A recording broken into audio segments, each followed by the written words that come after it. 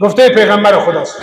فرمود شما درباره دنیا و مافیهای دنیا غیر از خدا و دین و پیغمبر اینقدر محبت نکنید که شما را کور و کر بکنید. محبت شما به اندازه باشید. برای خود خط قرمز داشته باشید، خط سرخ داشته باشید. دنیا را دوست داشته باشید تا سرحدی که آبروی شما در خطر نباشد، تا سرحدی که آبروی خانواده شما در خطر نباشد، تا سرحدی که عزت شما زیر سوال نرود.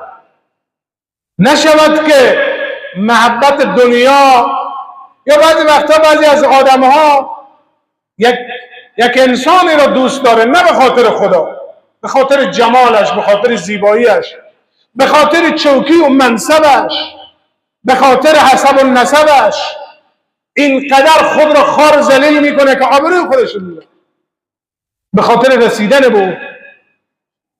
این قدر دوستی که تو را دشمن خودت بکنه به درد، این دوستی نیست.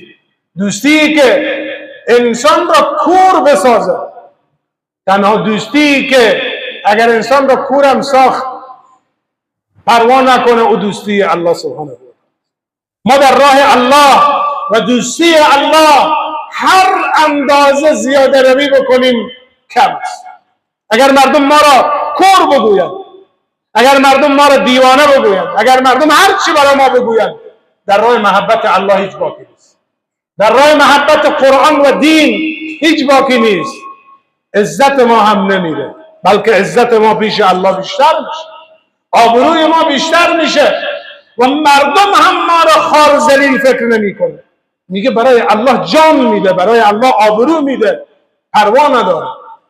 ولیکن اگر این کار ما و حرکت ما برای دنیا باشه، برای شخصی باشه، برای شهوت باشه، برای لذات باشه، این دیگه واقعا نکوهش داره.